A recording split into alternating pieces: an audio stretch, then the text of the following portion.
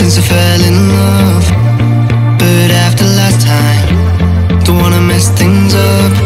You're so beautiful, and I can't deny my heart is always with you.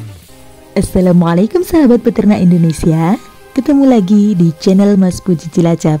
Salam semangat, orang ngarit, orang di duit. Kali ini kita akan membahas ternak sapi. Di masa pandemi, sektor industri dan lainnya sedang mengalami kelesuan. Jadi, gak ada salahnya jika kita harus pandai-pandai mencari peluang pekerjaan. Misalnya, melakukan bisnis ternak sapi. Sebagian besar para pemula adalah hal yang wajar kalau masih merasa kebingungan bagaimana cara untuk memulainya. Tidak usah merasa bingung ataupun malu, bahkan minder, karena kamu tidak sendirian dalam hal ini. Bahkan mereka yang udah sukses di ternak sapi awalnya juga seorang pemula. Nah, agar tidak bingung saat akan memulai ternak sapi, kita bisa mengikuti ke-6 tips berikut ini. Yang pertama, tentunya hitung dan tentukan modal di awal yang kita punya. Modal pertama merupakan hal yang sangat penting bagi bisnis berbentuk apapun, ya termasuk ternak sapi. So, kita bisa memperhitungkan dengan cermat berapa modal yang dibutuhkan untuk memulai bisnis tersebut. Tentu saja, modal bukan hanya terbatas tentang uang saja, akan tetapi juga hal teknis lainnya. Bahkan, kita bisa mengumpulkan informasi terkait modal ini dengan memperbanyak jaringan atau ikut komunitas peternak sapi.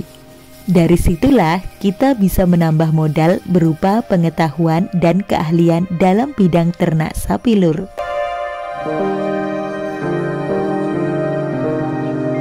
Yang kedua, pilih jenis sapi. Hal yang tidak kalah pentingnya adalah jenis sapi apa yang akan kita ternakkan. Jenis sapi yang umum diternakkan dan dijadikan sebuah bisnis.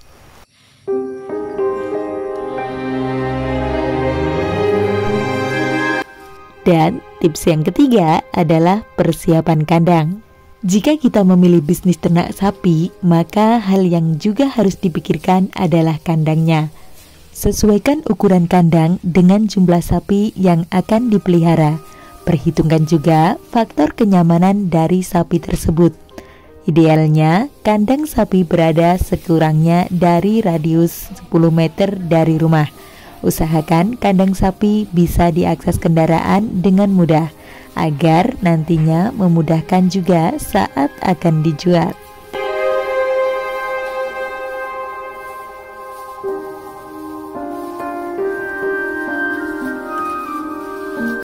Tips yang keempat, memilih bibit sapi.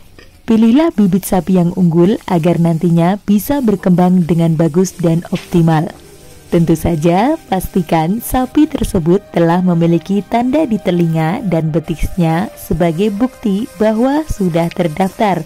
Artinya, sapi tersebut berasal dari silsilah yang bagus.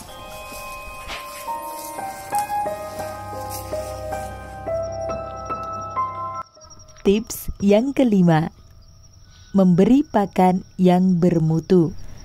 Bibit sapi yang bagus dan juga unggul tidak akan pernah ada artinya kalau tanpa dibarengi dengan pemberian pakan yang bermutu. Tentunya tujuan pemberian pakan pada sapi ternak adalah untuk mendorong agar pertumbuhan dan perkembangannya berjalan dengan pesat.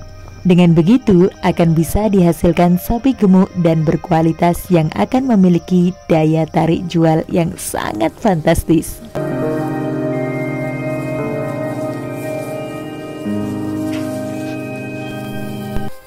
Selanjutnya, tips yang keenam, yaitu perawatan sapi. Pemberian pakan yang bagus harus didukung dengan perawatan menyeluruh pada sapi ternak. Perawatan tersebut bertujuan untuk mencegah datangnya penyakit yang bisa menurunkan kualitas sapi tersebut. Misalnya dari perawatan pada sapi, yaitu pemberian vaksin atau obat cacing secara berkala.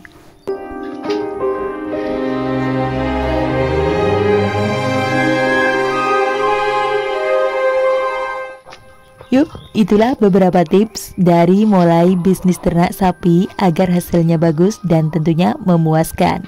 Karena pada dasarnya bisnis ternak hewan sapi ini bisa membawa keuntungan yang besar bagi para pelakunya. Hanya saja diperlukan usaha keras dan konsistensi agar bisnis ini bisa berjalan dengan optimal.